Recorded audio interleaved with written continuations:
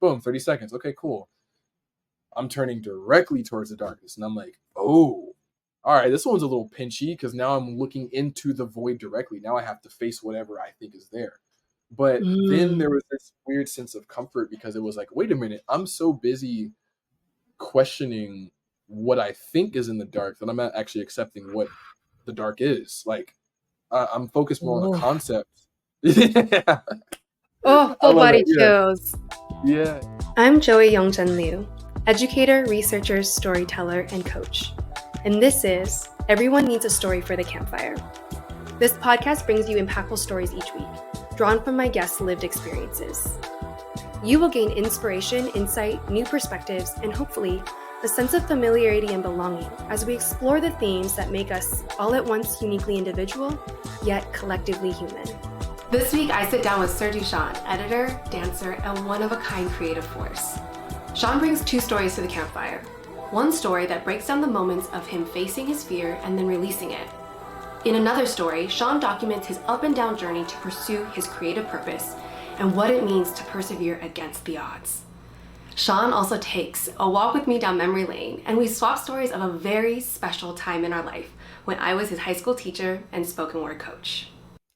I'm so excited. Welcome back to another episode of Everybody Needs a Story for the Campfire. I am honored and overjoyed to be sitting in the presence of the artist, the creative, this beam of light, right? This, what I want to call you, a soul guru, inspiration.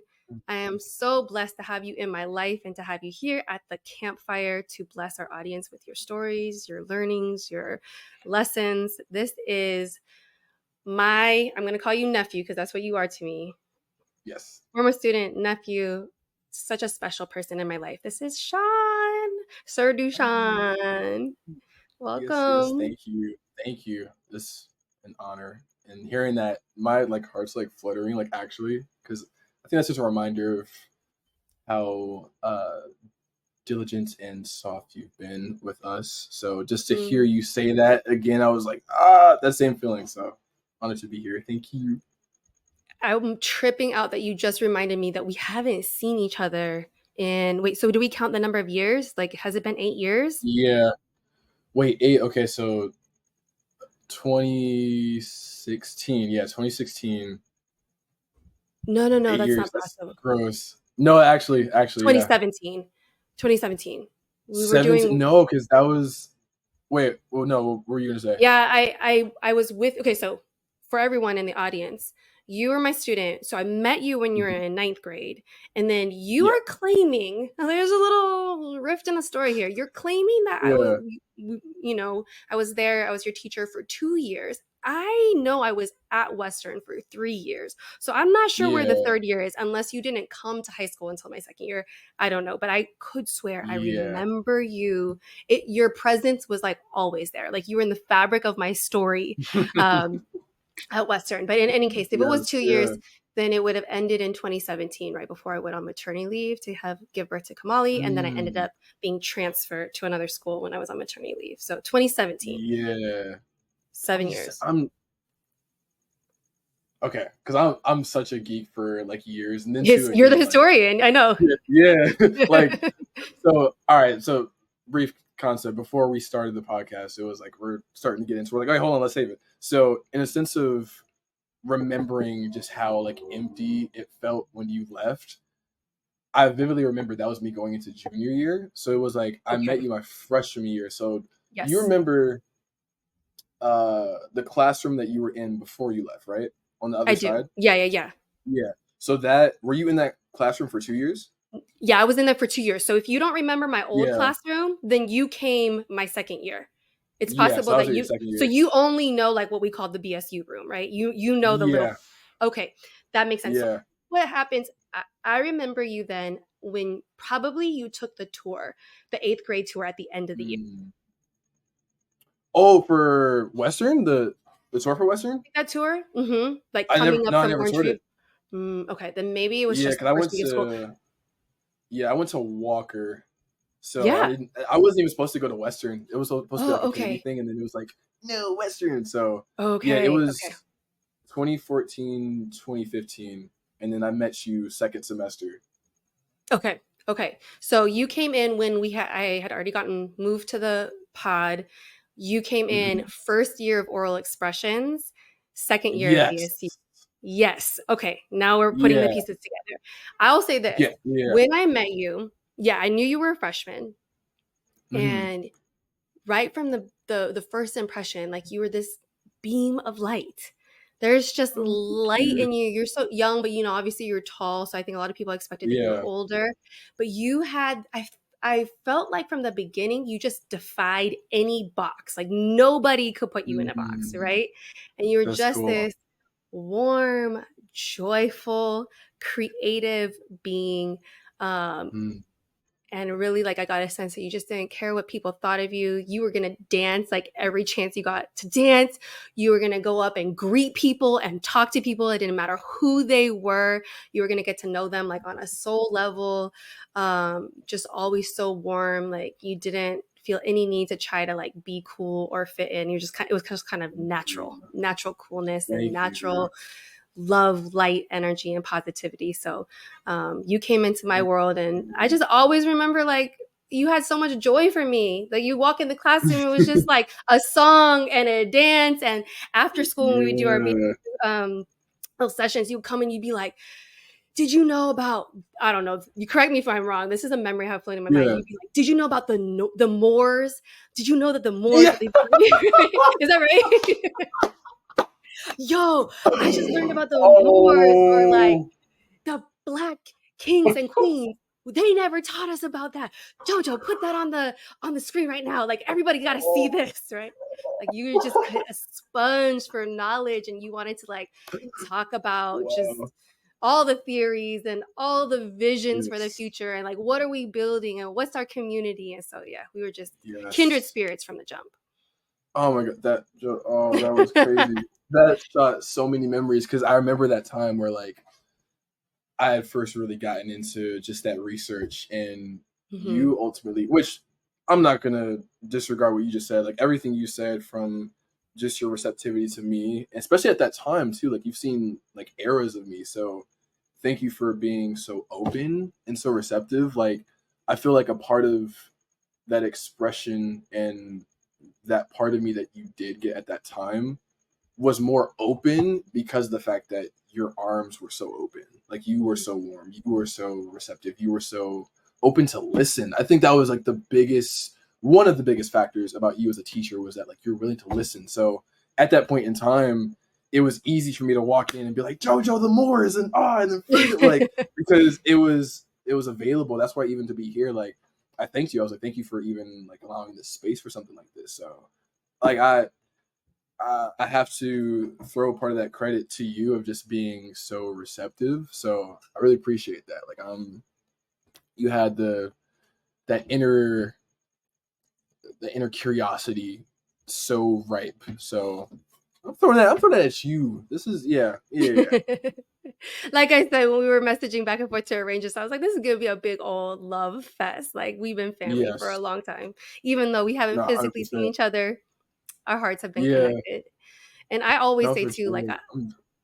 I always say I am who I am because of y'all. Like Mm, you mm, students, you in particular, but so many of you, like that whole community that we had formed at that time, right? Like instrumental. yeah. I don't know where I would be or who I'd be without those memories and those stories that we co-authored in that time of life. And Hmm. so creatively, like we were really like, we're not going to be boxed in, we're going to do what feels right for us. Yeah, that was awesome. Absolutely. Absolutely. And again, you because of course we'll get into it, but like just for how you exhibit like your own freedom and your own expression, like that's contagious. Again, like you having the space for us gave us room to be vulnerable or to be more honest, and maybe other classrooms or other people that didn't share that same connection. So like I'm only reciprocating it because it's like you're holding a mirror to me and I'm holding it to you because I'm like, yo, like I got to really express this because it was available. It was like, hey, this exists. That's where even for like oral expressions, it was crazy even tapping into a side of me that I didn't know held poetry, but you were the catalyst of that. Like, hey, this exists. Like, tap into it, feel for a second. Pasha. Like, what is Pasha? You introduced Pasha to us. Like, where did Pasha come from in your life? I'm curious. Oh, okay. So the story, I told you guys this, but it's okay. I'll tell it again. And also for context for the audience, like some of what we're referring to, Shon and I, is that not only was I a language arts, a high school language arts teacher, but we formed this club, BSU, which is students have been asking for years, Black Student Union. And then in my second year, that when Shon joined us, I had written curriculum and started a course that the students had asked for specifically to explore storytelling, narrative, and spoken word poetry. And the spoken word poetry was originally just a unit in the course, a bigger course on oral expression, so all forms of spoken word. TED Talks was a unit in it. But the spoken word poetry is really what captured your hearts and minds. And we really tapped in and realized that there was so much space in this art form for us to write and heal and then speak and impact and instruct our audiences, and then would go and perform on stages and competitions and all this other fun stuff, right? So you asked the story of Pasha. Pasha came to me. That was a gift to me from my first group of students when I was just graduated from college. I had no idea what I was doing. I graduated with a linguistics and Italian degree, like thinking I was just going to go move to Italy and eat pasta and live like a romantic life. But I really had no idea of like job direction or anything. And then I graduated UCLA and I was like, I had this opportunity to go with a nonprofit and teach in schools in Tanzania. I was like, that sounds really good. My heart feels pulled towards that. And I also had an opportunity to like study a master's in architecture. I'd been accepted to architecture school and I wanted to like build sustainable buildings. And so I did that summer crash course program. And then I did the fall in Tanzania and I was having to like decide between the two, this fork in the road. And in Tanzania, my students there were like, Miss Joey, you're meant to teach, never stop teaching. And I said, okay. And like, I've literally been fulfilling that promise ever since. And in Tanzania, one of the things I learned from one of my Tanzanian co-teachers and what we would do with the students is that whenever they needed encouragement to share out, to express their ideas, this was also like unlearning some of the things that had restricted their voices and made them feel like they couldn't speak out. But we would do this exercise called Pasha, and you'd rub your hands together. It's making the fire, right? You're making the fire, and then you're sending the fire and the love and all the energy that that person would need to them. And we do it all collectively, the whole classroom with Pasha, to the person that's gathering their insights, their courage to speak up, to share out to the class. And we would Pasha them before and we would Pasha them after. So that was a gift that was given to me by my Tanzanian classes. And then I brought into our classrooms there in Anaheim, and it became so important in like, I didn't know it would become what it became in oral expressions, but because we were exploring vulnerability together in such deep ways, and what does it mean to use our voice, and what does it mean to heal through some of these more sensitive stories, that collective act of like, I'm making a fire of love and encouragement and acceptance and worth and giving you everything you need, like it really sustained us in a lot of our practices. Amazing. I actually do remember part of that story and just like the fire. And I mean, to your point of just us all experiencing that vulnerability together, like I really feel like that it was like a huge state of encouragement, like as you're mentioning. And it was so, I feel like it had this nuance, especially because it came from you, because it was like, here we have this example of a light who's, again, so receptive, so welcoming, and so opening to listen, that's providing a force, providing some form of comfort, more of this comfort that already comes from you, and allowing us to do it, us channeling it, instead of it being like, oh, like go Pios, like go on Pio. Like this felt more intuitive and more spiritual. It felt more energetic to be able to show like, hey, like, you know, now I'm thinking about naturally when you rub your hands together like this, like it warms up. So to physically do that, and then to and then we hit the poetry, we hit whatever we need to get out, or we're crying on stage like that. Now I'm with this. First of all, you explaining it, I was like, oh my god, I'm hearing JoJo talk right now. This is great. Like, holy shit, this is great. And then just to those memories of being there and like looking forward to going to first period. I don't want to go to school, but the fact that there's some place that I know I could express myself and feel safe. Like, so thank you for Pasha. Thank you for the whole thing, because it's insane, Mm, actually. mm. You said something that I'm just sitting with. You said that what Pasha became to you all was a way that Mm. you could support one another, like on a peer level. It wasn't just teacher directed, and that's where I Yeah. couldn't anticipate what it would become. But you all really showed me so much that I could have never planned for or predicted, and Mm. taught me. I wrote about it and published an article actually on that time. It took me Ooh. years. It took me Yeah. like 2 years afterwards to really like sit with the experience, but it was hard. Like vulnerability for me as a teacher was hard, especially when Mm. you're like put in these like professional boxes and you have these responsibilities on you. And I'm always thinking about like, I don't want to cross the line. I still want to be the adult, the Mm. mentor, the caretaker in this space. But a lot of these exercises we're going through, I still had things to heal from. Mm. You know, I still, as a human being, I For still have sure. things to heal from. And we don't, as guides, as teachers, as mentors, we don't suspend our humanity when we're working with students. But there is this like, it is a dance, right? When you're working Yeah. with young people, that I think a lot of it is lost in maybe modern, I would say, especially American culture, but that Mm. tapping into other cultures. That was part of our course Mm. too. Remember going through our origin stories and like tapping into like what some of our cultural expression was. Oh Um, my, yeah, actually, yeah. This is when I found out I was Blackfoot Indian instead of oh um, yeah. the piece of me that I thought was Japanese. Like, and so, yeah, a lot of discovery in your class. Mm-hmm. Holy shit. Yeah, yeah, Yeah. yeah. Self-discovery for sure. It became something. I knew I was facilitating a space for self-discovery for you all. I was surprised by Yeah. how much I had to still discover myself in that process. And Mm. so the thing that really blew my mind and I can remember back on was watching you guys teach me how to continue Mm. the vulnerability past my comfort zone. So there were moments like when you mentioned like crying on stage, no one ever cried on stage before they cried in the classroom. Like the tears always started in the classroom first, right? Yeah, And then yeah, it yeah, for became like, sure. how do we? Is this okay? Like, is it okay for people to be Mhm. this vulnerable? Is it safe for Yeah, people to be exploring these deep emotions? Do they need to have more privacy? Like, I'm holding all these questions in my mind. Like, how yeah, do we navigate this? And you guys would just rise up and like meet the need in the moment. Like, there would be just these, I mhm. would look up and there'd be just these like mosh pits of love, like people just hugging each other. Yes. Oh, that's a And like great sentence. comforting each other. And the thing about Yeah, that though, what was beautiful, it would be like a 3 or 5 minute hug, however long, right? And then it would be mhm. let's get back to work. Like it was never, Yeah, not to glorify like productivity or rush or anything, but it would be like the need was met and then yeah, we're moving forward and we're moving forward together. It yeah. was magical. And what was even more Absolutely, magical absolutely. was when we'd take it to the stage, we would invite entire audiences and be like, yo, these are the rules of the house.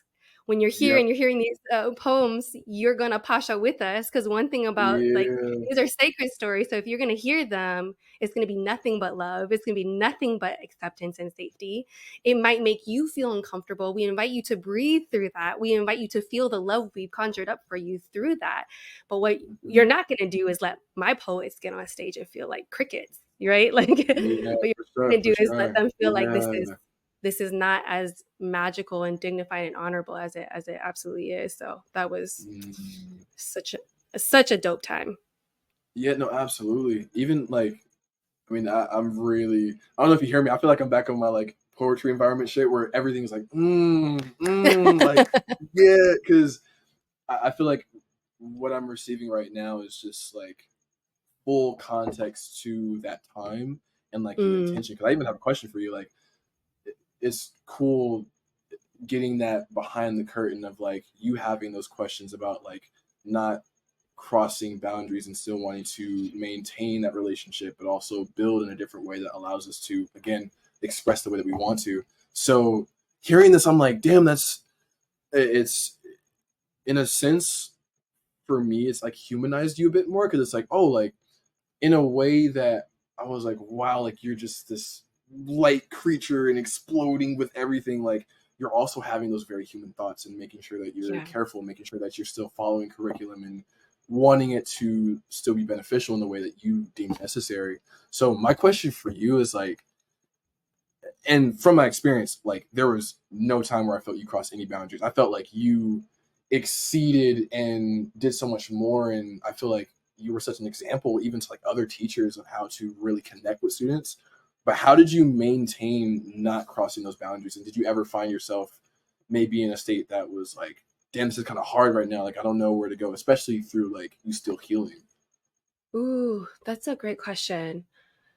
I would say it's like the answer is in the both and, right? So I was Mm, both challenged every day. And when I think back to my experience of those years, it felt like the easiest, most magical, most intuitive time of my life. So even though those mm, questions were there, I've experienced much more blocks and limitations and self-doubt in chapters beyond that time, like whether I was going through academia, I would say even now as I'm navigating entrepreneurship, that time, though I was challenged every single day around those questions that you just named, it yeah. also was such a natural, intuitive time for me. And I want to thank the teachers that went before me, and I also want to thank my ancestors for Mm-hmm. like, Come on. really like empowering me through all that. Because Yeah. for example, now that I'm here in Taiwan, I've come back to the Mm-hmm. homeland, right? And it Yeah. reaffirms so much about my identity at that time that felt so natural. Mm. I'm here in a place where I can drop my children off at school, and my children are greeted by their teachers with a hug. When I Wow. pick them up after school, I literally hear a row of teachers walk my daughter out of her school, and every single one of Mm. them tell her, "I love you. See you tomorrow. I love you. See you tomorrow. I love you. Whoa. See you tomorrow." Right? So Wow. Unheard of. Wow. yes, like the form, and I even had many conversations with my father. So my father, who I started off my times in Western, I was estranged from my family.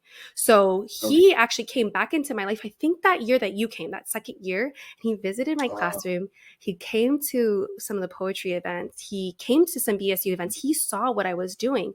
And for him, he didn't bat an eye at how motherly I was towards you all, right?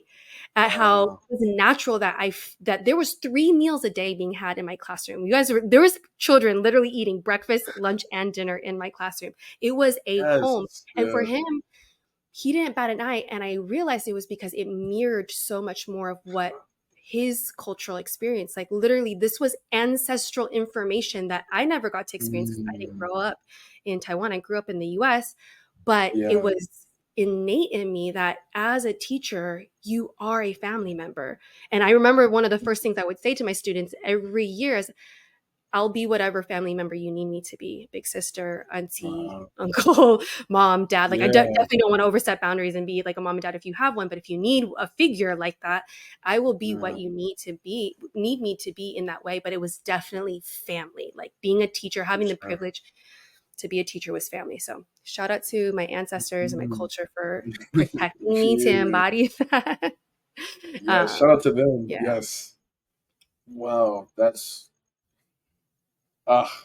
It's cool. Again, I feel like I'm just getting like the behind the scenes of everything, and even you mentioning like us having breakfast, lunch, and dinner inside of your classroom, like it was like another wave of warmth with these memories. And I just specifically remembered like Jabri and JR eating cereal like there and just being like, oh, like that's cool, that's there. Meanwhile, you have other teachers that are so zealots about even a snack at that. And it's like, Mm, it just, I'm realizing more and more just the environment that you created and just something as simple as like you saying breakfast, lunch, and dinner. And I'm like, oh yeah, we were able to eat in there and you were chill about it. And you had like the microwave and like it was, as mm, you said, like a home. So like I just I'm grateful that you were able to because you said you didn't grow up in Taiwan. Like you took an experience that was like native to how you channel your ancestors. Like you even giving them the praise right now. Like being able to funnel that without even directly having that experience and like it fucking worked. Like I even getting flooded with these memories right now. I'm like, oh my god, that comfort. I would never go back to school, but like you holding a place that held that same energy, I'm so down for. So yeah, thank you for your contribution because it definitely works. So yeah, you Well, and your thank you for magic. like, aw, Johnny. Thank you for we've like gone on and on down memory lane, and thank you for being such a space. I Yeah, always call you the historian because you bring up stories, and I'm like, oh my gosh, yeah, that happened. So we tapped yeah. into that collective memory for a minute now, but I really want to turn the direction of this conversation because you've come now all grown up and lived so many stories and so much life and Yeah. learned so much. And I can't wait to tap into your stories and your lessons and really actually catch up with you. But for the Oh yeah, for benefit sure. Yeah, for the benefit of absolutely. our audience to learn a little bit from some of your life experiences. And you Hmm. shared with me that you're going to bring a couple stories to the campfire. The first one is on Hmm. this theme of confronting fear, and I'm really excited to hear it. Hmm. And for just a little warning for folks in the audience, this story does involve some psychedelics or some substances. So if this is something you want to fast forward to, we'll drop like, time markers in the bottom. So if you want to skip the story, you can. But I am Hmm. excited to really hear what you learned from this journey in your life. Oh man. Well, thank you for that beautiful introduction. It's so gracious. Holy heckles. So confronting fear. This story in particular, this takes place in 2019. So I believe this was around. Actually, no, this was February 2020. So this was starting of COVID. COVID starting to bubble up and news is starting to get weird and funky. And so Mhm. I had my first experience with medicinal psilocybin mushrooms with my dad. Like he introduced me to it, and a really cool and gracious, eye-opening experience of just being able to acknowledge first and foremost that like we are so much more than flesh, and like there's so much more past this tangible, this cup. Like I believe that we're souls, just having a human experience.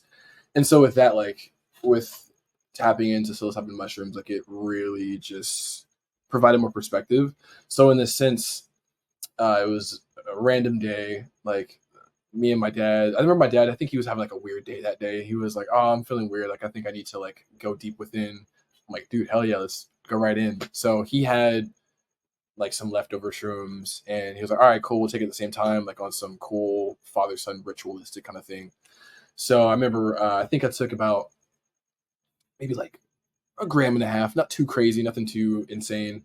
Same for him. And so I'm like waiting for the effects to happen. I'm in my room. I'm burning incense, which I have incense right here. I'm about to burn some.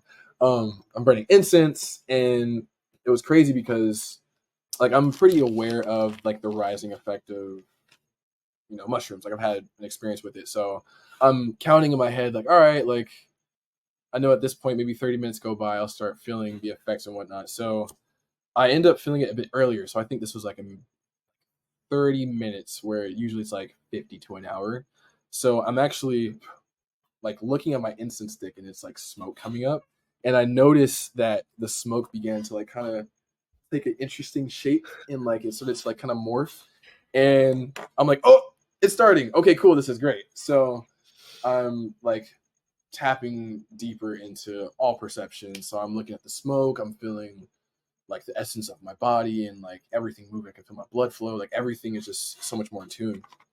And so it got to a point where I think it was around like 6 p.m. So 6 p.m. in February, like it's getting dark. Like it's starting to get dark outside. So I remember my dad called me and he was going through a bit of a hard time. I think he was just really dealing with like a lot of overthinking. So him being off of the mushrooms like kind of amplified that. So it brought it more to the forefront. So he's right then and there. I can see like the disturbance in his face, and I kind of not so much walked him through it, but I was just kind of giving him encouragement, some verbal pasha, if you will.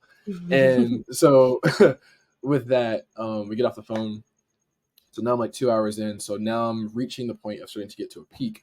So I remember I was playing music, and I noticed when I'm tripping, which is the term for being in that state of psychedelics, like I was really comfortable with not turning the lights on for some reason. Mind you, vicious fear of being in the dark. Like I will go take out the trash if I have to turn a light off.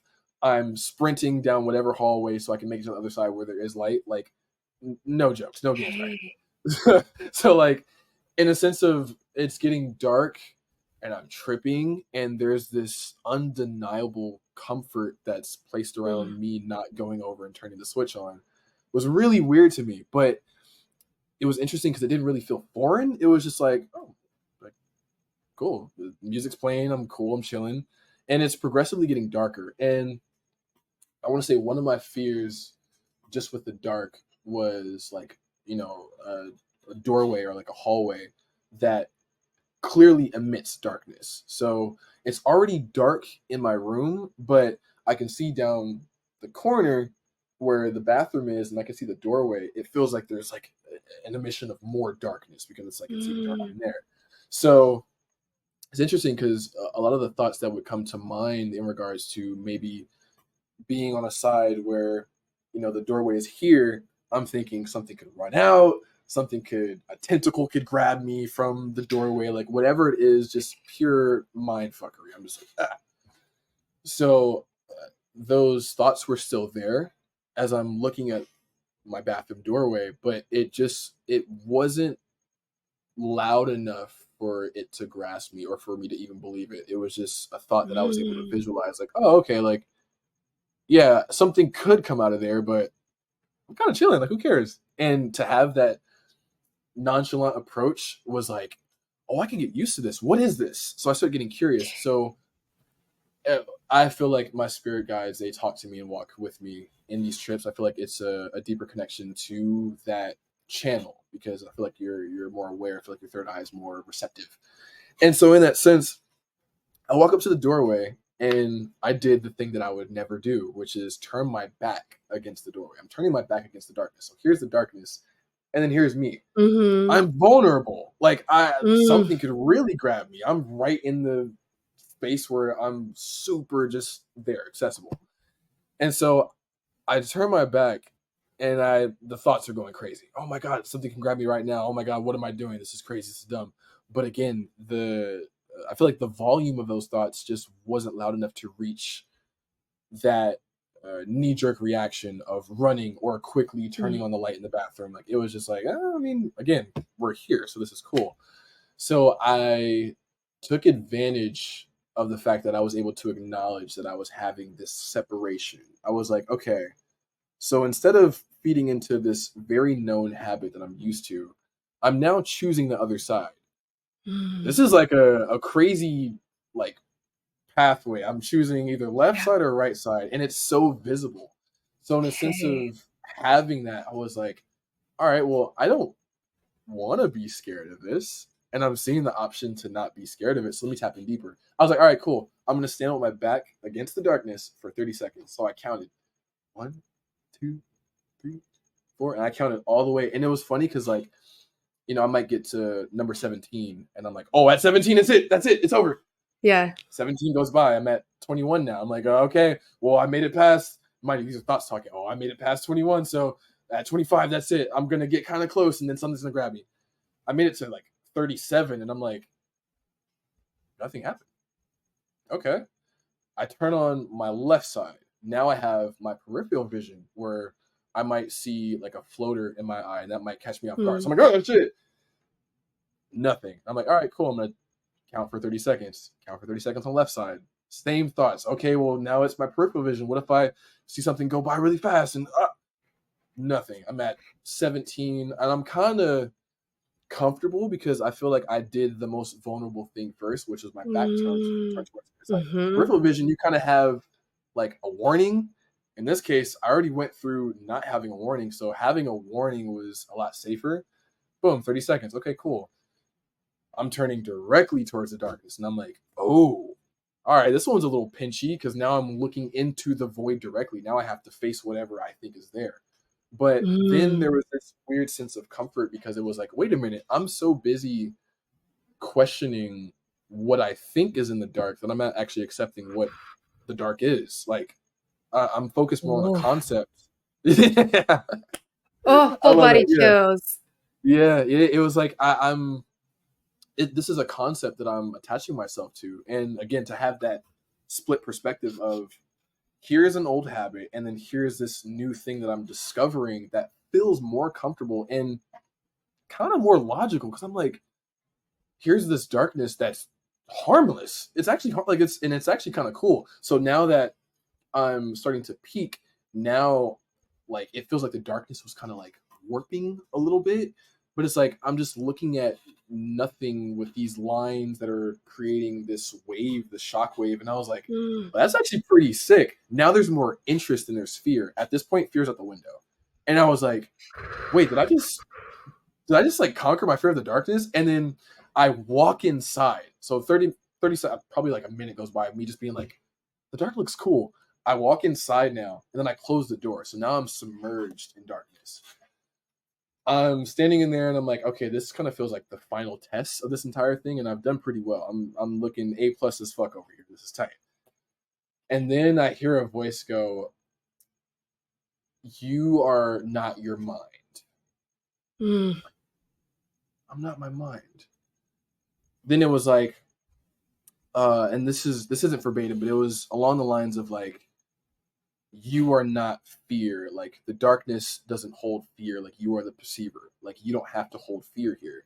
So again, having more reassurance in that sense and not having that voice, it was like the voice was replaced. What was fear was like curiosity. Like, hey, like you do realize this wave of fear is what you're choosing to connect yourself to. Because then it was Mm. like, now that I'm submerged in pitch black darkness, okay, there could be something in the corner that I really can't see that can grab me. So then I go, oh, where I usually would run out, I'm going to walk to that corner and I'm going to feel the walls and go, oh, the wall's right here. Oh, here's a part of the shower that's right here. Oh, here's the handle. Oh, there's nothing there. It's just all the things that are here, but I just can't see it. Okay, damn. Well, something could look at me in the mirror. Maybe there's some glowing red eyes. I look above the shower. I can see a little bit of like my head from the fact that now the light from the outside, from maybe the light that's on, is peeking through. And I'm like, oh, cool. All right, cool. And then at that point, I've circulated the whole bathroom and now I'm chilling. So now I'm sitting on the floor in the bathroom, like, oh, wow, this is tight. My eyes have adjusted now because I've been in there for probably like 5 or 10 minutes at this point. So it's like I was able to fully walk through not only the fear, but the cause. It was like, Oof. you get to understand the why. Like, why is it that you feel something's going to grab you in the darkness? Well, because the darkness is unknown, and it's also directly associated Yeah. with scary movies that have told you that if you leave your feet out the blanket, something's going to grab you from under. Or if you stand in the darkness and you turn to your friend for a climactic moment, you're going to get sucked in somehow. So, being able to acknowledge those tethers that I didn't even care to attach myself to in the first place, it was like, okay, cool, bet. And then I walked out the bathroom and I was like, did I just conquer my fear of the darkness? Like, holy shit. And then the trip just continued. And then it was like, my perspective from that point on was just like, I have the ability to choose outside of my own habits, but then too, like, choose to be present. 'Cause that's really what it was. It was just like, Mm. Yeah. instead of being engulfed in my mind and being like, oh no, this is crazy, this is scary, it was like, the dark actually is kind of cool. Like here's a moment where, 99.9% of the day where I'm seeing everything.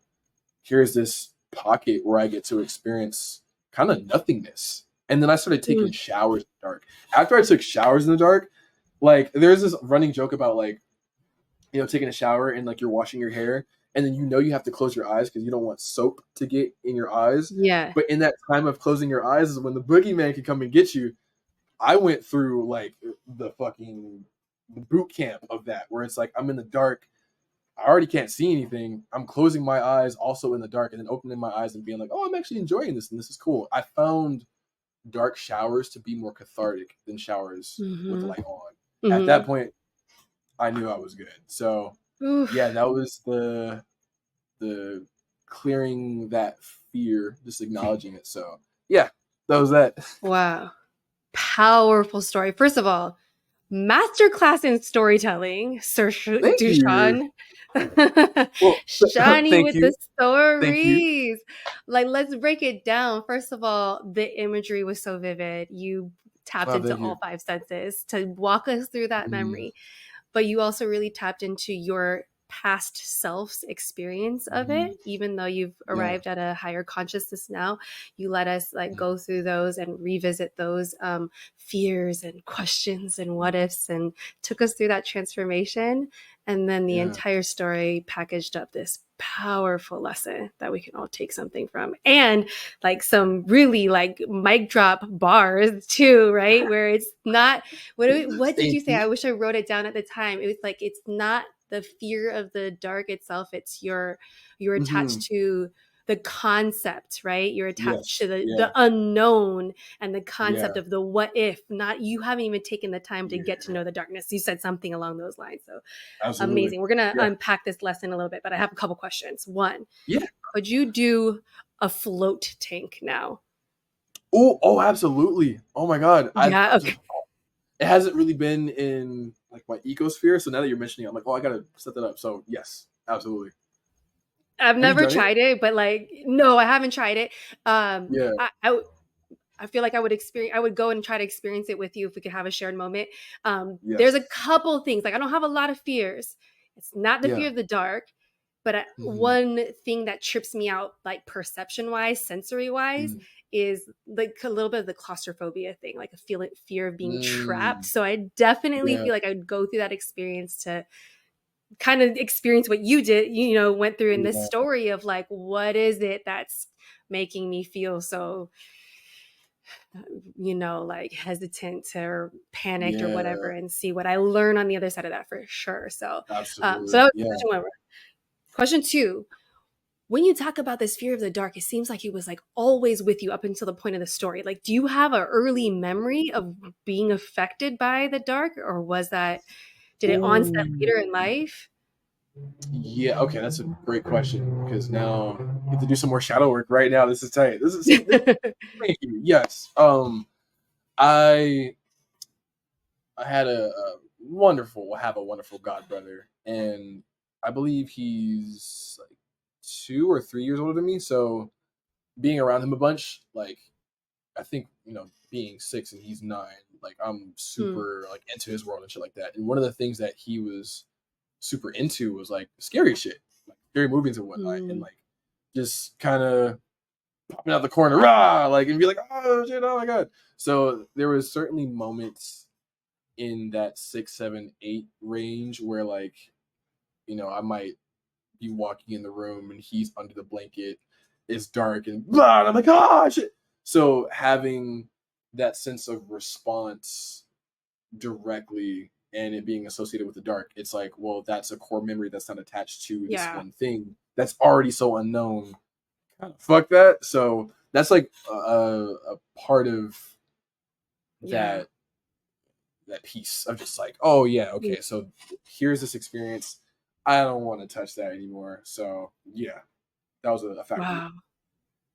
Yeah, and how powerful, like, you were immediately able to identify then the origin point of, like, where Hmm. that fear started to become a visceral, like, recurrent experience for you, that every Yeah, time there was dark, it became like that fight or flight response that you had been introduced yeah, to in some of these, like, whether it was from watching the movies or then also, like, the mm, extra, because I totally get you, like, I mean, we're kids growing up, yeah, like, scaring each other was, I feel like, a very common childhood experience, but it is yes, important to like acknowledge and not minimize how lasting some of the mm, effects of those core memories become, right? So that is absolutely, frustrating.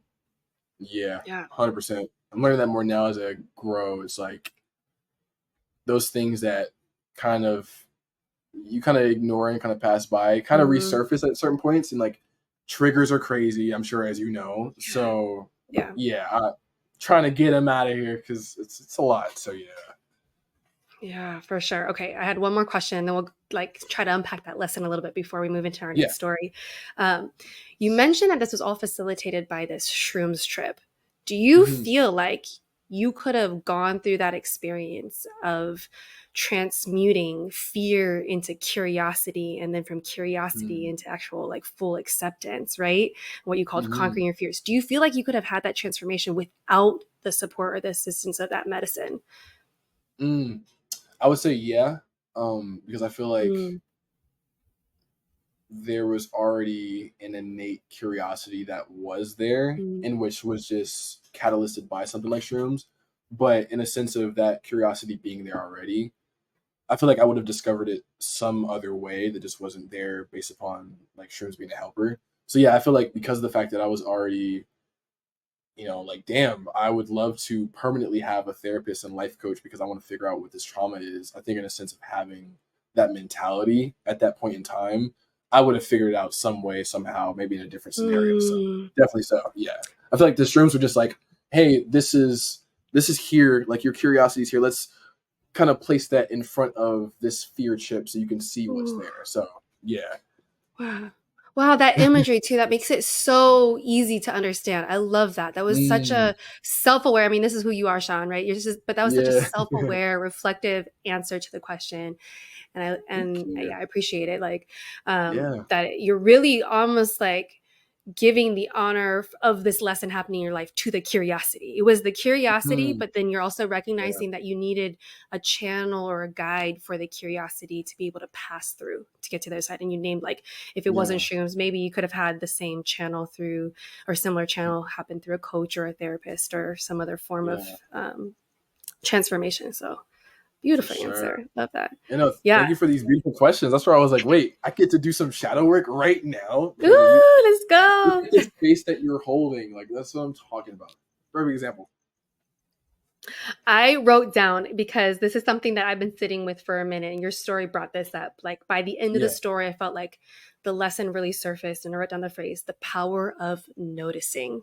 So, like, Mm, as I've been preparing some of like my story work teaching, one of the transformational experiences you get to do when you do story work is you get to notice things that we mm, don't often notice. And in your story, I just heard yeah. that as you leaned in and you shift, you physically, like it's so metaphorical, but Hmm. so, like metaphorical and literal at the same time, because you're like, Yeah. I put my back, that's one perspective. I put my side, then my other side. And you took time in each of those Yeah. perspectives, each of those angles, and then noticed what's Mm, happening to me. My yeah. worst fears are not happening to me as I pause in this noticing. And then how can Yeah. I push? But you were like really coaching yourself the whole way. Like, okay, I feel good with my back. I survived that. I more than Mhm. survived that. Let me test Yeah. it out. Let Yeah. me experiment, right? And then even by like beyond the four sides, just like let me go into the darkness. Let me then Mhm. reach and see what is this bathroom beyond the Mhm. darkness. The darkness actually, like when you play with darkness and you keep getting closer and closer to darkness, the Mhm. darkness actually melts away because there's the wall. You Yeah. mentioned it. There's the wall. There's the towel bar. There's all these things that are familiar and physical to me, right? Like I can touch it Yeah. and they don't Absolutely. scare me. So the power of noticing Mm, is what I took from that lesson. beautiful. Oh, beautiful. Because that's spot on. It's just like I feel like just to that point of trauma and like it resurfacing and triggers and whatnot. It's like really Mm. being able to see and as you're saying, like notice what's there because of the fact that you're not disregarding it. It's like, what up? We right here. Like there's no running from it at this point because of the fact that we're already so immersed. So Mm. noticing is such a good word for it. Again, another testament to just your wording, your receptivity. Like, yes, absolutely. So yeah, I just feel like a little responsibility to make a note here. You shared this yeah, beautiful lesson, and is especially around fear, and the fear was in many ways attached to a trigger. I just want to like share maybe some frameworks that, for those of us who do have deeper triggers and deeper traumas, sometimes that experience isn't replicable without lots and lots of support and pausing and stopping, because the act of like exploring the fear, the wound, can actually mm, trigger maybe less sense of safety and things like that. So I just want to, just like share a responsible word and say, as we explore and discover ourselves and peel out layers and lean into curiosity, I just encourage everyone to do so at their own pace that feels safe, right? And so I'm really grateful for you sharing this story because it has such a beautiful, powerful, empowering ending to it and lesson wrapped up in it. It does invite us to kind of look differently at some of the things that have been holding us back. And at yeah, the same time, just say, like, I hope everyone's out there taking care of themselves and reaching out for help if they need to, because this mm, is really delicate work. no, absolutely. Please. extend that hand. And so beautifully Yeah. said. Yeah, yeah. See, now you're so I'm glad. Okay, I'm glad you did that right now because I know we're like holding space for each other, but like you're also holding space for like the listeners. Like, y'all hear this? Like, yeah. Mm.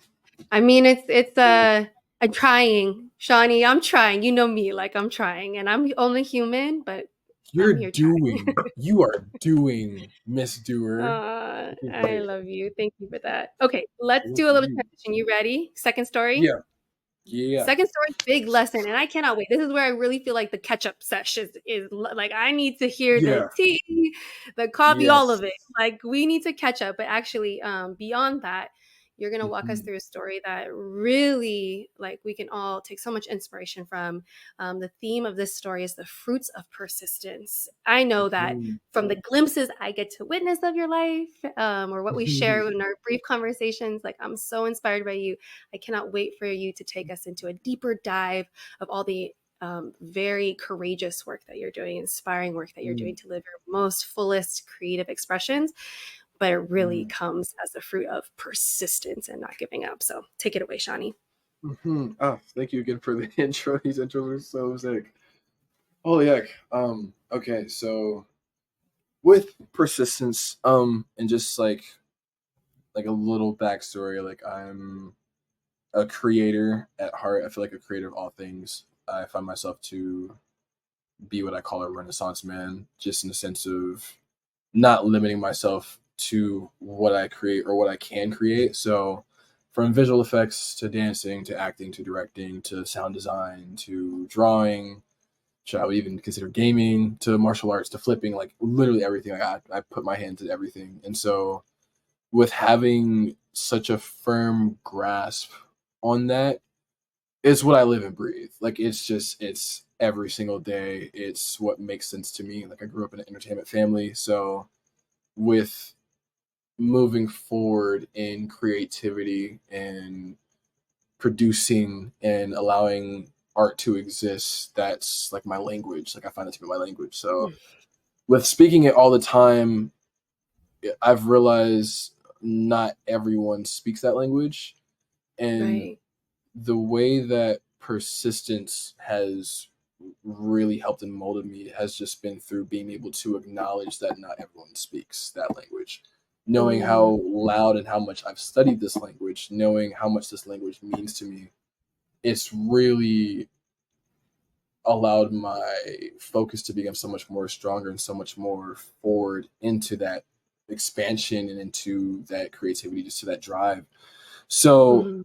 just to pour into the story, like I ended up moving from Fullerton to North Hollywood, and this was in May 2023. I ended up moving in with a roommate who was also an influencer, also a dancer, and so we had this kind of cool thing going on where like I was staying at his spot, he had like an extra room, and I was like doing his music videos, all his content stuff, and then too he was just letting me stay. So with being in a situation which was so odd, by the way, like living in, imagine living in like a penthouse, right? And it's like, oh, it's so cool, oh Mhm. wow, yeah, man. And then like you have to boil water and then freeze it because you can't afford to go get bottled water from the store. Like such a really interesting, what I find to Wow. be like a universal contrast. So Yeah. the roommate that I was with, like he wasn't doing well financially, and then for myself, I wasn't doing well financially. But by the grace of God, like the manager that was down there, like he was just letting us stay there until the lease was up. So with moving in May. The lease was up in October, like October 1st. So we had the summer of 2023, like building. I was, going to clubs with him. We were doing all kinds of like promo stuff and meeting people and in this club, talking to this DJ, all these different things. And it was ultimately to like help his expansion within his music, but also too was shaking the right hands in these clubs, building rapport with certain people. So it was really interesting having the LA experience because I've always been like, oh, like I would never live in LA, gross. And I, after living there, uh, I'm good. Like I'm good. I had the experience.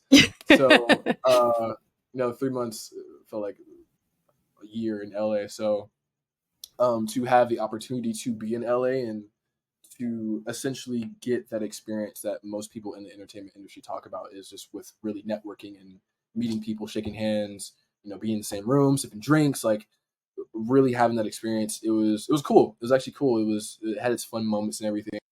And getting to a point where the lease is coming to a close, it's like, all right, so we have nothing saved. We have the utmost absurd, gross looking credit. What do we do? So thankfully, on my roommate's end at the time, he had a friend who like lived in New York, who also had a spot out in California. She was courteous enough to allow us to stay there for 30 days. After 30 days, sit. Mm. So we're there, we're moving stuff, and I noticed, from going from a penthouse and into like an apartment that is kind of empty because she doesn't really live there. And then we're kind of there, we're kind of noticing everything's kind of minimizing. And then I call that spot the treehouse. It was actually really beautiful because all it was just like every single day playing video games, making videos in this really beautiful space. Like it really reminded me of like my childhood home. So it was a really cool 30 days. It was really interesting. But the question rang of just like, okay, so what's after this? Like, what are we Mm-hmm. doing? Are we going? Money didn't really change like that. It was kind of still in that same boat of kind of being a little bit finicky, not really being there. And so day 30 comes along, and like we're already starting to move our stuff out. We're moving stuff into storage, and not really having a clear point as to where we're going to go. It was kind of just like, all right, we're kind of just following the wind. Like we're big on signs and synchronicities, and following our heart and passion. Again, that persistence of always putting out artwork and always moving forward. We're just trusting that. We get to the 30th day, and like we're out. Mind you, this was it's Halloween night, so with being in the club scene in LA, like we know a lot of people, so there's obviously things going on. So we're trying to figure out ways to kind of mix into the crowd, kind of figure things out. Maybe we can stay at someone's crib, like maybe something's available. So I remember we had to return the keys to the spot that we were staying at to a friend of the friend who let us stay there. And then the guy was like, hey, there's like a Halloween party up the street. I think you guys should go. So it's like 9 p.m. at this point. We have no idea what's going on. We're just like, we don't know where we're sleeping tonight, but we're kind of just following the wind. Let's see what happens. And so we go to the party. Really cool. It gets our mind off of the chaos of what is to come. We're like, all right, cool. We finished that. I think it was like an hour. So now we're at like 10 p.m., 10:30. We get a call from one of our friends. He's like, hey, yo, come to Revel. We're going to get you in, all this stuff. Pull up. Cool. All right, so plans are happening. We're like, okay, all right, things are moving, but we're not even fully acknowledging the elephant in the room. Like, hey, we kind of don't know where we're about to sleep. We go to the club, and okay, so I'm gonna preface this. So going to a club in LA is, most people are probably familiar or probably not familiar. Like, there's the nature of going into the club. You go turn up. You come outside. You're trying to figure out where the after party is. So you had a great time. You're in the club. You come outside. Oh yeah, man, what's up, bro? Where's the after? You go to the after. What's up? All right, boom. So there's dialogue and there's like an excitement, especially if you have a good night at the club. We go inside the club. The question's still ringing because it's ultimately getting closer to a point of us being tired. So we have to sleep at some point. So it's like, we in there, it's 12. You know what I'm saying? Like we're in there, it's 12. We're dancing around. We're with people that we know. And it's really interesting being around people that you know and questioning where you're gonna sleep, where usually that wasn't the thing. So perspective is starting to switch minute by minute. Like just like, okay, we're getting closer to 2 a.m. Like the drink is hitting nice, but now I'm kind of thinking more about it because the drink is in me, and it's such a weird dynamic. We get to 2 a.m. and so we're walking outside, and at this point, no one has plans, no one has any afters, and it's like, damn, the possibility of like going to an after or going to another party and at someone's crib and like maybe everyone kind of falls out. Oh, blah, we wake up in the morning. Oh, damn, bro. Like at least that's somewhere to sleep. That was out the window. And I'm like, damn. All right, bro. And like the weed and the drink is kind of wearing off. It's like, oh, here comes a sober mind with these very scary thoughts and this very scary possibility. Remember, we got in the car and we're tired. And it's like, I remember he looked at me. He was like, "Bro, all right, I got plan A and plan B. Plan A, I don't know. Plan B, I also I don't don't know. You know. got a plan?" Like, and I'm looking at him like, "Bro, no, I don't have anything." And I remember like a vicious warmth that I felt in my body, and not warmth in the sense of comfort. It was just like I could feel my blood. It was like this Mm, gradual, like gravitational push into the ground as I was sitting in the car with him, and just acknowledging like, damn, we're on the street as of tonight. Like this is it. mm, And it's crazy because we're like, okay, so like this is our first time, and we're gradually making it real. So we're starting to speak about it. Like, okay, so damn, where could we sleep? And we don't want to sleep out here. It's LA. LA is fucking sketch. Like that shit is scary at night. And thankfully, in my mind, I was remembering the area that we stayed in at his friend's house, and this was in Culver City. Culver City's really nice, mm, and I was like, "Hey, we should like probably go over there. Like, I feel like it's really nice. There's a nice park. People are walking outside with their fucking flip flops at 10 p.m. with their dogs. No threat there." We end up going, and I remember going to sleep in the car, and like I had some of the most like vicious life ending thoughts. Like just like, mm, damn, how did we get here, bro? Like mm, this is insane. But still having a really small, tiny voice of just keep going, just keep seeing what happens, just keep going. There's purpose to it. But it's hard to hear that when like 99.9% of your body is feeling this pull down of like, I failed. Like, damn, bro, oof, like mm, we're at ground zero. Like, there's capitalism that we exist in, and we're at the bottom of the food chain. Like, mm, all right, how long before I need to ask my dad for money so we can get food? Like, how long can we last? Like, what's going on? So in that, um thankfully, with like his influence at the time, like he made a post about us being homeless, and people were so gracious. It was magical, I would say, where people were sending us money. Um, the people that we were linked with and had met up with within the LA scene at that point in time, for anyone that was willing to work with us or wanted to work with us, had projects coming up, it was like, oh shit, okay, let's get it amplified. Let's get this working. Let's do this. Let's try this. So it was a lot of hands in, but it's different when you could wake up tomorrow and go to your bathroom and brush your teeth and use a bathroom, and you mm, can shower, you can do everything. It's different when like you're walking into a McDonald's and you're like, damn, I'm in here with my toothbrush. Like I'm in here preparing to brush my teeth in the McDonald's bathroom, and having to acknowledge the fact that you're timing when someone's going to walk in so that no one sees you brushing your teeth. Like that perspective switched so quickly, waking up and not even speaking to each other, because it's just like, this is batshit insane. All those mm, perspectives began to pour in, and I saw where immediately it was like, okay, so I'm learning like what I felt was like the base root of gratitude, because it's like, mm. oh, I'm grateful to be able to go to the mall and charge my MacBook and my phone, because there's no chargers in the car. Yes.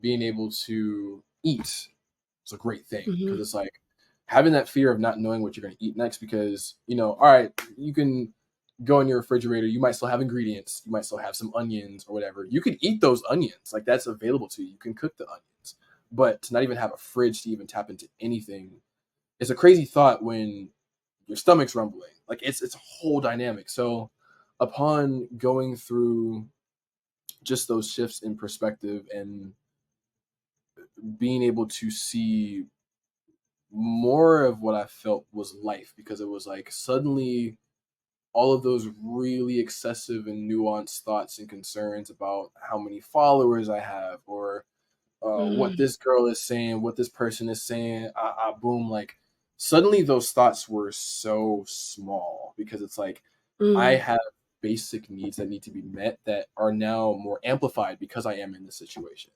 So in that we go to November like 30th, we're figuring things out. We're going from the car to hotel to a friend's house to car to car to hotel, friend's house, car for a week, hotel. Like it was so much movement, and it was the Mhm. first time where I felt this was the first 3 days, and we were sleeping in the car. So we're sleeping vertically. Like that's the craziest thing, by the way. To sleep vertically is like what the shit, not natural.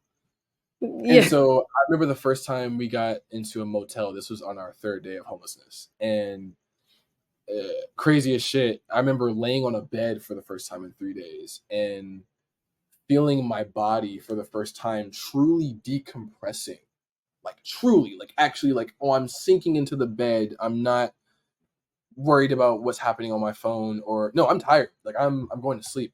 And I remember waking up the next morning and being like, damn, I think for a couple of years I wasn't really resting. That's Mm. it's crazy to me. I wasn't really resting. There was always this sense of movement, and it's like, well, when Mhm. you're in a car for 3 days, and your back is hurting, and you're not sleeping in a position that is comfortable to you. You can't lay down. You're gonna feel that. So it opened my lens about that, and it got to a point. December rolls around.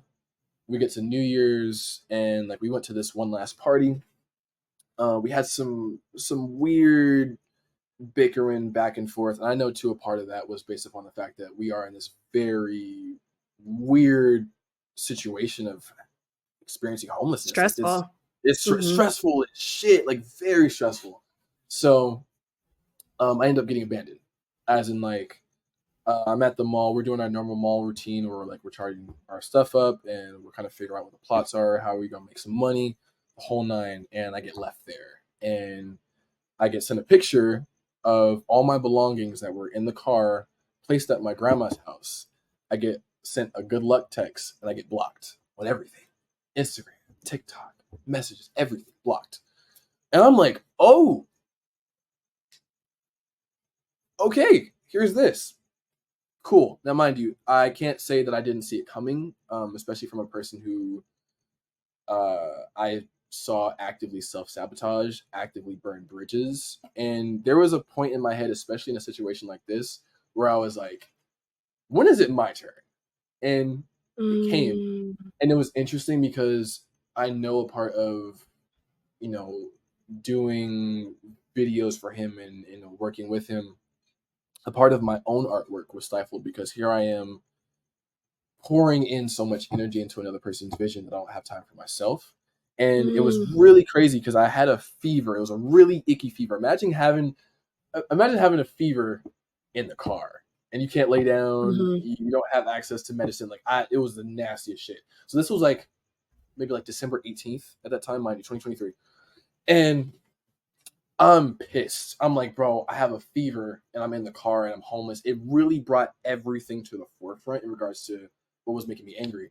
And I remember it kind of felt like the universe kind of opened a verbal portal of manifestation because it felt like this ringing question of like, what are you mad about? I was like, damn, bro, I hate this shit, bro. I don't want to fucking be here. And all this is dumb. And I'm trying to make Mm. money. It seems so hard and all this shit. And it was like, Mm. cool. What else are you mad about? I was like, oh, I got this fever and I feel sick and my parents don't believe in me and my family don't believe in me. My friends are concerned and they're like, what the fuck's going on? Man, cool. What else you mad about? I was like, Mm. man, I want to do my own shit, bro. I want to, Mm. I'm trying to grow. I want to do this. I want to try that. And I want to do brand deals. I want to do this and that. And boom, 2 weeks later, I'm left by myself. And I'm like, huh, okay. Mm. Tied into this person's characteristics and the warning signs and the red flags that I already seen, it aligned perfectly. So Mhm. now I'm hitting my dad, my mom, yo, this is what's happening. He knew my family, like he knew them. So they're like, what? How do you do that? Cool. I remember my dad picks me up and he like takes me in and he ends up helping me out with the car. He's like, hey, at least you would have your own car to stay in. Like, here's this. I'm like, yo, fucking dope, great. So now I'm officially on my own. So I have my own routine. I have my own videos that I'm working on. I have my own connections that I've built from the year prior. And I was like, okay, so despite the anger that I hold towards this person, I'm gonna channel it and I'm about to go fucking crazy. Like I'm about to make this shit pop. I had some people that we were working with at the time that also knew about the situation. They're like, damn, bro, that's fucked up. Like, let's get you whatever. Let's see what we can do. And it was really interesting because upon being in my own car now and upon being by myself, it was like, well, now I'm by myself. Now I really got to do this shit. Like now there really has to be a stronger sense of attentiveness to this force, this creativity that I love, because I still believed in it. Despite the situation, there was still a sense of belief in my potential, my execution, my ability. I get to February. Thankfully, I have the most amazing godmother who like was letting me stay at the house for like a week at a time, having me dog sit their dogs when they would go out of town, stuff like that, where like there was a sense of openness and acceptance. And I feel like she was the one person that really believed in what I was doing because she's also an artist herself, but she's much more aware of money and things like that. Like she has more access. So she was sharing that so much. And it got to March and I'm still actively being questioned by my parents. What are you doing? Like you need to secure something, get a job at least. Friends that are checking up on me, like you're good. Obviously the situation's fucked up. And it was interesting because even mentioning this manifestation portal that I felt I was granted in a space of just so much turbulence, I feel like I had it again where it was like, okay, so I have this routine of I'm waking up in my car, I get out, I go take a walk, everything is dead, my MacBook's dead, my phone's dead, I forget what time it is, like then I go brush my teeth in Jack in the Box, I go get some water from Rouse if I need it, I go to Starbucks for about 8 hours so I can edit, or I go to the mall for 8 hours to edit. Boom, rinse and repeat. Having this locked in, it was like, okay, this is great, and I'm working, and things were happening. Like I, was able to do a music video at a point, so that's money in my pockets at that time where I need gas and food. So like things were happening, and I was like, I need this to accelerate. Like I need this to go to pick up. Let's do it. I'm trying to do brand deal stuff. I'm trying to do like big budget stuff. Let's do it. Comes March, I want to say March 15th of this year, and so I'm at my godmom's. It was like the week that I was staying there. And so, random as shit, it's dinner time. My godparents, great with food making. So they whip it up. I'm like, oh, yes, I'm about to eat. Cool. And I check my email. And it's not often I check my email, other than like, oh, hey, Cash App notification or this and that, whatever. Like, cool. YouTube stuff. And I get an email and it's like ATTN, like major campaign opportunity. I'm like, okay, well, I'm seeing what's going on. It's this agency, and they're like, hey, we have a potential client that's been like watching you for a long while, and they love your work. They've been watching you, and we would love to know if you want to participate in this campaign. Let us know. Just sign an NDA. We'll let you know what it is, and then we can move forward. So I'm like, all right. Now there was one side of me that dwelled in what's the word I'm looking for? Imposter syndrome. I'm just like, oh no, like too good to be true. Probably some weird spam shit. Who knows? But let's just see. And then there's the other side where it was like, is this my manifestation coming to fruition? Like, is this real for real? I go eat dinner. I was like, okay, cool. After dinner, I'm gonna respond to the email, see what happens. Cool. I respond to the email, and then I'm like kind of waiting. I remember that night, me and my godmom, we watched this really cool movie. We love watching movies, so that's like our thing. And I remember being so comfortable that night. I remember being so curious as to what was going on. The fact that I can use the bathroom whenever I want to and play with these beautiful puppies and be around such beautiful people, beautiful household. Like I'm just utmost gratitude. I remember that night, my boy Marcus, he sends me a video of him being at this concert, and there's a song that he put me on that the artist raps, and he chose him out of the crowd to come up on stage and rap the song. One of our favorite songs, and I was like, bro, that's amazing. So there was this like magical dust kind of in the air, and I was like, oh, like this is nice. Okay, cool. And I have a video actually of the night before this whole entire thing happened, and it's so cool to watch now because it's like, damn, bro, like if only I would have known just how crazy it was about to get. Yeah. Lo and behold, I'm outside the next day. I'm like, all right, I'm gonna go in, take a shower, and then I'm gonna do this video. I was really excited about the video. I come inside before I take a shower. I check my email. It's an NDA form, and I'm like, "Oh yeah, the thing, cool." It's like, "Hey, go ahead and sign this, and then we can go ahead and move forward." All right, cool. So I sign it. I go take a shower. I'm having a great shower. I forget about everything. I'm like, "Oh, this is great, man! Great shower. Oh my god, I smell so good. Oh, look great." I, I come out and I have another email, and very quickly too. I was like, "Oh damn, that was a quick Quick, response." yeah. Yeah. So having already signed the NDA, I'm like, all right, cool. Let's see what it is. I open it. This man says, "We are excited to announce that you will be participating in our new Nike Air Max DN campaign." And I tell you, I don't think I've ever shouted like, "Holy shit!" so loud. And it's funny, I didn't know my godmom was at the house. I thought she was out walking the dogs. She was like, "Oh, what's going on? What happened? Like, what's this? What's going on?" And so she's within proximity. I'm like, "Oh my god, this is crazy." I'm like, "Okay, well, I did sign an NDA, but like, dude, I just got thrown onto a Nike campaign." She's like, "Whoa, whoa, oh my god!" She's doing her happy dance. The dogs are running around. I'm like, "Oh, what the fuck's going on?" And it's crazy because even in that moment, it was such a deep level of like what felt like surrealism, because it's like, here I am in this situation that screams failure, and here's this giant beam of light that's shining in not only my eyes but my godmom's eyes now. I don't know how this is about to happen, how we're gonna move forward, and I'm like, yo, okay, cool. And it's crazy because like in that happening, I feel like that was the strike of lightning that I feel welcomed in more trust in the process, because it's like, how the fuck are you in the car and you're doing this editing thing and Nike is like, "Hey, yeah, you guy, come, like, let's do Wow. this thing." And Wow. I just remember just this active presence of like, okay, here's why I had to keep going. In those moments where I wanted to stop everything, like, "Oh, this isn't working? Cool, great. Won't even touch it. Mm, Cool."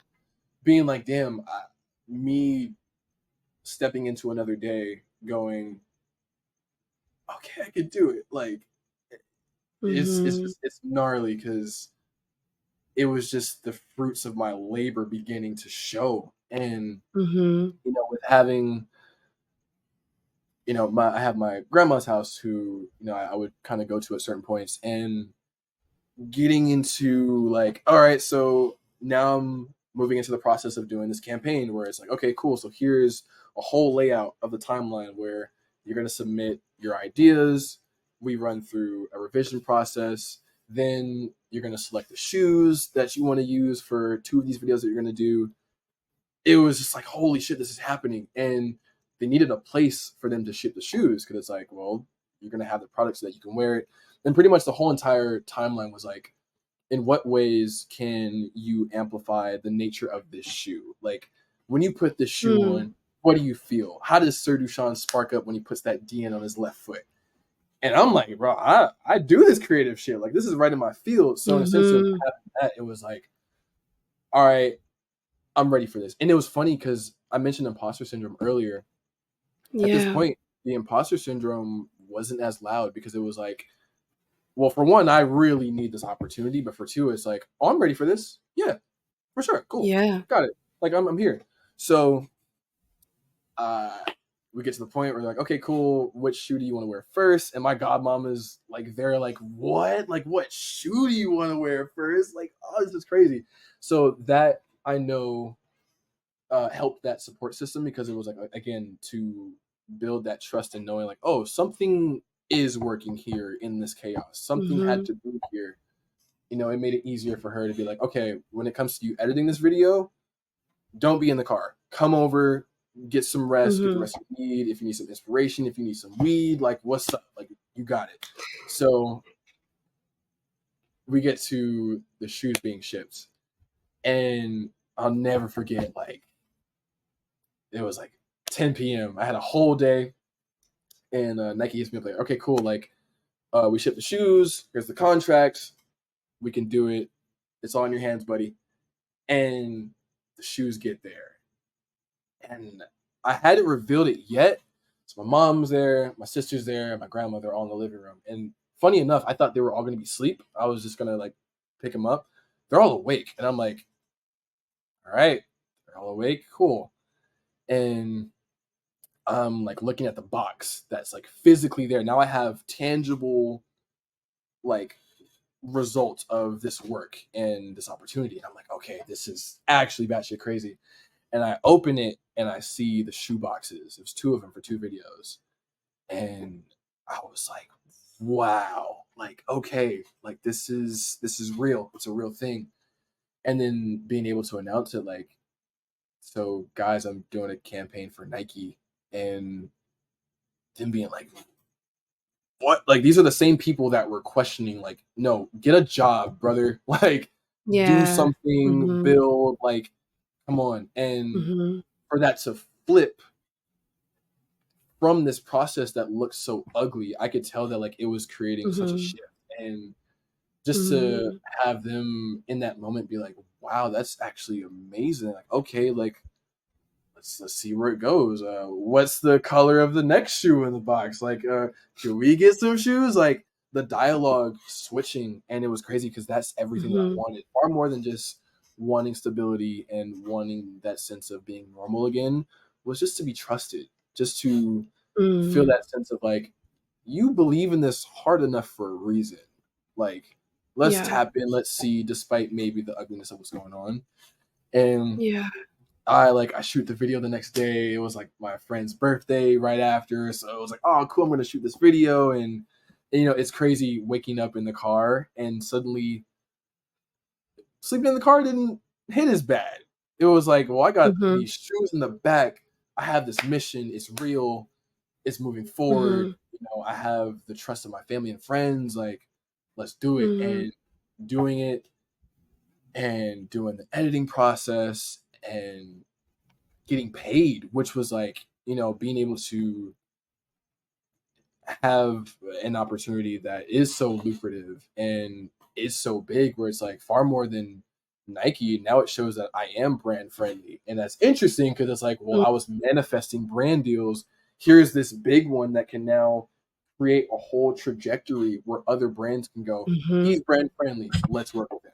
And it created a train. And that for me was so it was so gratifying because it was like, again, just to that point of like remembering November 1st so vividly when I was like, oh, could end it all right now. Like, this is Yeah. batshit insane. I don't want to be here. I already don't like capitalism. Here I am at the bottom. What the fuck's the point? Like, this is stupid.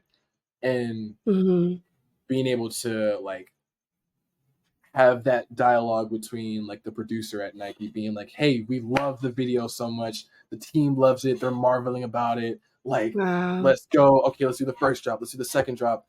Like, okay, like great analytics. This is great. This is cool.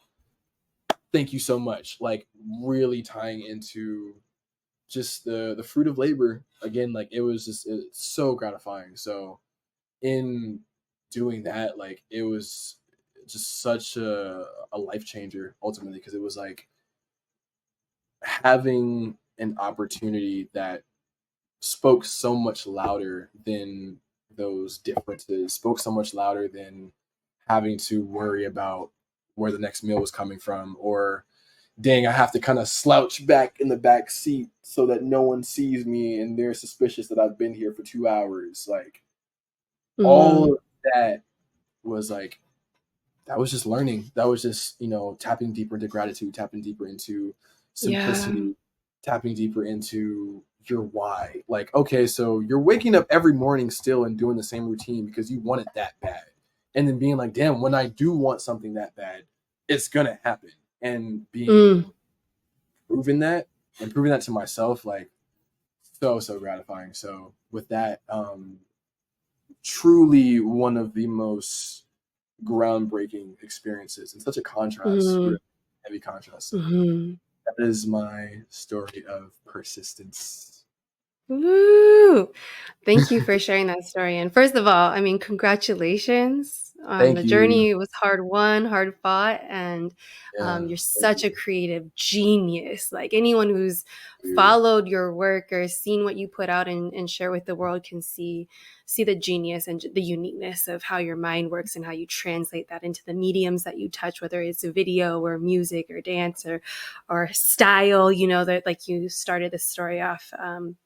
Yeah. You are such a Renaissance man, so I feel like we just got such an X-ray vision into the journey. Because if I'm not wrong, like this is why I call you the historian, because literally, like you pinpoint everything with dates and months, right? Yes. So it was Yeah. almost a year long journey, like March to March, right? Mm, March is when you first moved into the place in Hollywood, and then you like hopped around for a bit. But then by November you were mm, in, or October you're in the car, and then it yeah. was March when Nike came in with the deal, right? Yeah. Yeah. Yeah. And this was the March 6 months. We're recording now in September of 2024. So this is really just 6 months ago, right? Absolutely. Yeah. That's so crazy. Yeah. Absolutely. Yeah. And this That's is so like, I crazy. mean, I've known you since, like we said earlier, you were a freshman and Mm, Instagram was like when I first met you, Instagram was still new. Like yeah. there it wasn't like a job opportunity on Instagram, but that started to bubble For up. Like I feel sure. like we could use social media so much more to document like what we were doing at that time. But you were Yeah. such an Yeah. early adopter of the platform, like in terms Yeah. of my awareness level, like one of the people in my life that was on it and creating on it and putting whatever, you and Jabri doing your dance videos in Yes. those early years. And so I'm really surprised that hearing like you've had a large following, like you've had a Mhm. very desirable sized following for years now. And I think Yeah. a lot of people don't know that like you could have like, well, you have like 64K followers right now. You've had like a large following for a long time. You can Yeah. have all those followers and it doesn't mean you're not sleeping in your car to Can pursue be your art. broke. Yeah. It can be dead broke. Absolutely. Yeah. Yeah, so that's thank you for like making that like peeling apart that because I don't know if everyone Mm, wants to share that like be vulnerable and honest in that way. A lot of people are like yeah. chasing the clout, chasing the followers, thinking like this is gonna open all these doors, but actually Yeah. like your story really illustrates you still have to fight for Absolutely. those doors to be open for you. Yeah. Okay, For I sure. have some questions, but I want your permission first because some of the Oh, yeah. questions, if they're uncomfortable or they're prying, like we Mhm. can skip on them or we can edit them down. Um, Oh, for sure. Yeah. That's the okay. way. So you kind of touched on it towards the end of your story. Like Mm, you were sleeping in the car first, but ended up being your friend's car. But then you had this yeah. opportunity. You're given a car from your father. So that shows a level of support from your parents. Your parents are still, Yeah. I mean, very much in your life. And I think you're Yeah. with your parents now, right? Oh, yeah. Actually, with my grandma. Oh, okay, okay, okay. Yeah. Yeah. Um, so your parents are in your life. Why did you feel like during those hard times, like 6+ months of sleeping in the Mm. car where you could have called it quits, why Mm. did you feel like you couldn't go back to them? So based off of their living situations, like it just wasn't Okay. suitable. It completely wasn't suitable. And I think in a sense of having that available, I definitely would have, but it just wasn't available. And I Okay. think in a sense of that being the way it was, it pushed that drive even harder because it was like I kind of have no choice. Like I'm out here. So yeah, yeah, yeah. Yeah. Yeah. So thank you for sharing that. I think it helps contextualize even for the audience Mm, too, because I think yeah, that this like the mythology and the lore of like Hollywood and like influencers like moving to LA and doing what they do. And you can hear yeah. so many people who are now successful who talk about like sleeping in their car to make their dreams come true when they move out to LA and stuff. But like just Mm, wanted to contextualize that a little bit for those of us who don't know. And I want to also say your story brought me back to times that I lived with much housing insecurity and being in the car mm, or bouncing around wow. as well. And actually, one thing I was observing in my internal experience of hearing your story was Mm, I haven't I haven't told that story much and I haven't given myself permission to tell it as fully as you did. And one okay. of the reasons was because you touched on this like your perspective around gratitude shifted because you felt like you were Mm, at the bottom of the totem pole of yeah. capitalism when you're in your Yes. car. And for Yeah. me, I totally resonate with that. And for me, I always, yeah, gratitude was like, I was so thankful for any couch I could sleep on. I was so thankful when I could get a bed in a hotel room. I was really grateful I only had to spend a handful of nights in my car. And I Yeah. always felt like, I don't know if I can call myself homeless because there's still people that are outside. You know what I Yeah. mean? For sure. So that was always like a war within, like this Mm, gratitude, but this definite, like you painted that picture so clearly for our listeners of like, mm, when you have to worry about stability and where my next anything is coming from, it mm, really changes. It really tests like where am I going to go? So I yeah. guess my question to you then was, like you already shared, like that wasn't an option for you to move back home. Yeah. Did the thought ever cross your mind, like just go get a job and give up on the dream and do Mm, something else, or did the gratitude or whatever it was like just keep fueling you to keep going? beautiful question. Oh my God. There were definitely times where it was like, oh man, there was one time actually where like I thought this inquiry was going to go through this video thing that I was supposed to do, and just really being in need of money at that point, of course, because it's like I'm trying to figure out, okay, how am I getting gas, and then how am I getting food? Like that was the two main priorities.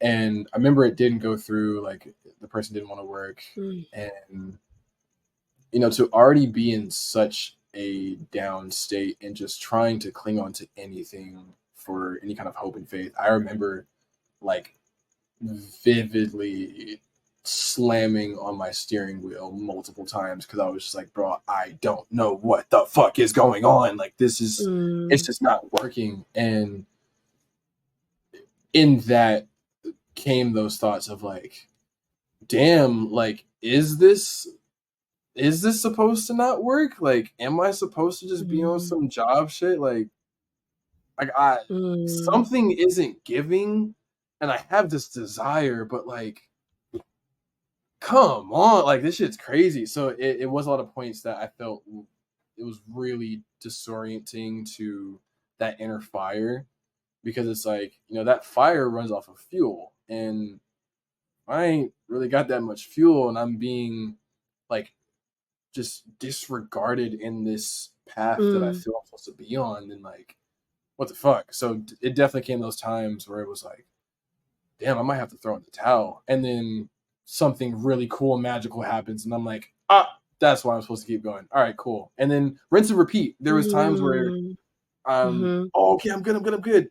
What the fuck? Oh, okay, I'm good. What, mm. like, so it definitely fluctuated until it came to that point of like, all right, I got this. So definitely so I had those moments where I was Ooh. My takeaway on all this is just like, I'm so in awe at your courage to be creative. I feel like for me, like, I'm 36 years old and finally giving myself permission to step into those levels of uncertainty. Because when I'm thinking yeah, back to my 20s and when I'm dealing with that type of housing insecurity, like, what would my life have looked like if I would have given in to that like courage to be creative? For me, I went the other direction. I was like, okay, let me work 3 jobs. Like, I'll clean houses. I'll like whatever. Like, because it was yeah, like security first, you know. yeah, And so I'm just in awe at your story because mm, it was a long game that you played, and there's no instant gratification to it. But now you're at this point doing what yeah, you're genius at, contributing to the world with your art, and yeah. able to experience a new level of security and Mhm. you know recognition for your hard work. Absolutely. No, thank you. Yeah. It's such a journey. I like that you use the term the long game, because that kind of Mm, snapped for me like, oh yeah, like I have been playing the long game. It's like, instead of mm, going to what's already established and trying to support someone else's dream, it was trying to establish my own, and that takes time. And that's, oh my, I'm so glad you brought that question. Thank you for the question of just like, did you ever look at a job and have to consider it? Because the thing that kept me in that drive and that flow of like, nah, but I gotta go, was because like I'm going, okay, so if I do get a job, that's me putting my efforts into someone else's dream. I'm already up this hill, baby. Like they did the same Mm, thing. The dream that I'm about to support is in this situation. These are the steps that they had to take to get to this level of succession. They had to build their own thing. So that's right. why stop in my own building and attend Yeah. to this? And I think too, I already had experience with that because I was working on someone else's shit already. So I saw the Mm, result of mm-hmm. pouring my time and energy and oh damn, I have an idea for this. Oh, I have to put it on the back burner for a month because I have X, Y, and Z to do for him. I already experienced that. And I think in a sense of Yeah. having what I felt was both a benefit for that time, but also a limitation for what I was desiring, that was already proof in the pudding. It was like it just doesn't make sense for me to do Mm-hmm. anything outside of what is already trying to be established. So Mm-hmm. yeah. Yeah. Yeah, that's a powerful perspective. And just to wrap up the story before we switch gears a little bit, but just Mm, like this has been a new realization for me in this chapter of mm, like starting something new, entrepreneurship, like, yeah. making a life outside of socially constructed systems. Mm-hmm. And one thing that I've been saying over and over again is like, there's no way to fail if you don't give up. Not if you don't give Mm, up and do the same thing over and over again, like you're hitting right. a wall, but like if you put it, you see the vision. If you keep Mhm. working on your vision and you keep adjusting and problem solving and like going Yeah. with the ebbs and flows and just keep trying um, in whatever, like sometimes it looks like getting better support and getting better guidance, but when you do touch somebody else's journey or somebody else's what they've built, which Yeah. it didn't exist before they built it, that that's the realm of possibility. I am building something that doesn't exist Yeah. until I build it, and the only way for this to fail is for me to give up, right? So we just got to Absolutely. keep going. Absolutely. Again with the beauty of JoJo's words, because oh my god, it's crazy. I'm getting new perspective on what I was functioning through, and I'm like, yes, absolutely, absolutely, yeah. I have one of my favorite phrases where it's like, as long as you continue to paddle, your boat will eventually reach the shore, and that's kept me going and flowing. So you're amplifying everything and then some. So thank you for your contribution. Even to catch up, 'cause I'm like, I never told you this story. So I'm receiving your words and your perspective, of course, through the lens of the podcast that we're holding it, but at the same time, it's like this is true shit. Like you're hearing this for the first time. So thank you for your words. I really Yeah. appreciate that. No, I appreciate you. And this is taking you right back to those long afternoons in our classroom where we're just, Hmm.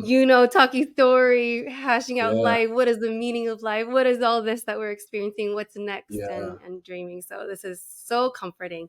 We're going to wrap Hmm. up today with you reflecting a little bit on the overarching theme of this first season of Everybody Needs a Story for the Campfire. And all my guests this season have been bringing stories to the campfire, but also living a life where they have experience with their stories reaching a wider audience, right? Which is a vulnerable thing to do, a courageous thing to do, and it's something that not everybody has experienced yet. But we invite everybody to find the power in their voice and to impact whatever audience they have in front of them. So I'd love for you to wrap up by reflecting on what is the phrase stories that reach, or what is your experience with having your stories and your voice reach others, a public audience, people outside of just maybe Mm. your intimate circle? What does that experience mean to you? Mm. Well, such profound question. Oh my god. Uh, um, what it means to me ultimately is purpose. Mm, I find that my purpose is not about me. I've learned that over time yeah. of just like, oh, this isn't like I do the thing, like this is cool, but like it's really about those that I'm able to touch, those that I'm able to inspire. And I feel like one of the biggest factors in this journey and process has been like getting those messages from people like, hey, bro, like because of you doing this, or because of this video, or because how you did this one thing or whatever, it's allowed me to continue or Mm, just being a beacon and it working, like being like, oh, so what I'm doing is not only satisfying for me, but it's satisfying for others. And I'm provided the opportunity to be an example in that sense. And so with doing so, I feel like it's it's purposeful for me because it's like, I mean, I walk down streets, I'm currently in LA right now, not in North Hollywood, but like, and I'll walk down streets being like, that wall should be painted. This should be cotton color candies. This is too gray. This is this, that, too corporate, gross. What are we doing here? And having and exuding that and being vocal about it, I know is helpful because it allows room for creativity. As a creator myself, it's like I find that to be necessary. And within my purpose, I find it to be imperative that I stand as a firm reminder that creativity is necessary, that it should exist. So in that Yes. sense, it's like that's ultimately where it all lies for me with like being able to express. I know that it has and holds the ability to inspire. So yeah, I mean that's really what it is for me. It's allowing it to ring true for others because we can all create. It's all within us. So just for Yes. the world, Wow. Beautiful. So beautifully said. Again, I'm going to repeat back your words that were just so magical. Creativity is necessary. And you Mm-hmm. said the meaning of all of this is purpose. Reaching an audience is about purpose. It's something bigger than you.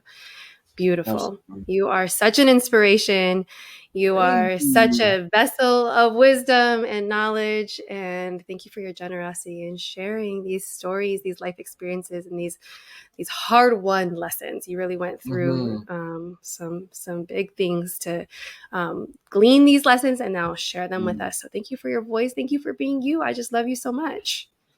Thank you. Again, I know at random points I'll hit you up and thank you for some old random crazy memory and just of course as you explain the backstory and behind the curtains and everything, like I know I hit you with that all the time, but like I truly do appreciate you not only as a teacher but as a mentor, as an auntie, as a friend, a comforter, because like I'm sure you have teachers that you vividly remember that were there for you or just a person, whatever it is, and you Yes. have been that. You have been.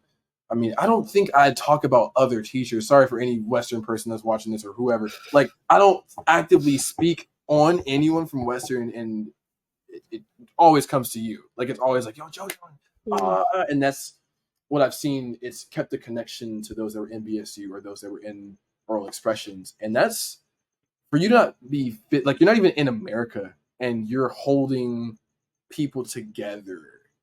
I don't even know if you knew that you had that ability. Like you have such a mold. You have such a strong mold that's filled with love. So thank you for holding the space. This is just another example of that comfort. Like I'm comfortable as fuck right now. It's you just hearing you talk. I've been like, this is JoJo. So again, thank you for the space. I'm honored. This has been super fun. That was just so much love. I'm taking that all and I'm putting right here. And also just I have to feel like I have to end like it's not all me. Like that's like everything that you described is community, right? And For like sure. this is possible for anyone. Like when you tap into that paradigm of what our ancestors knew, like what we know when there is just space for safety and love and connection and trust and creativity and all and all the good things that, like you said it yourself, everyone can be creative. We have it in us. Yeah. Every single beautiful, kind word you just said about me, it's not me. We all have that in us. I think that you just are telling a story of real community that everyone needs. And we were just so blessed to experience in that moment in life. And it's carrying us forward to today. And that's my life mission, is to keep helping people find those spaces of belonging and community within themselves and within the people that they are in relationship with and building with and creating with. So thank you again for your time here, your stories, your voice, all your love. Thank you to my audience for tuning in and being here again, and can't wait to bring you more impactful, inspiring stories next time here at the campfire. So thank you, everyone. I meant deep gratitude to Shon for bringing his masterful storytelling, profound insights, and powerful self-awareness to the campfire. He inspires me to tell better stories. If you want to stay connected to Shon, I've dropped the links below. Thank you for being here with an open ear and open heart. I'll see you next time here at the campfire with more stories, insights, and shared exploration of what it means to be a human.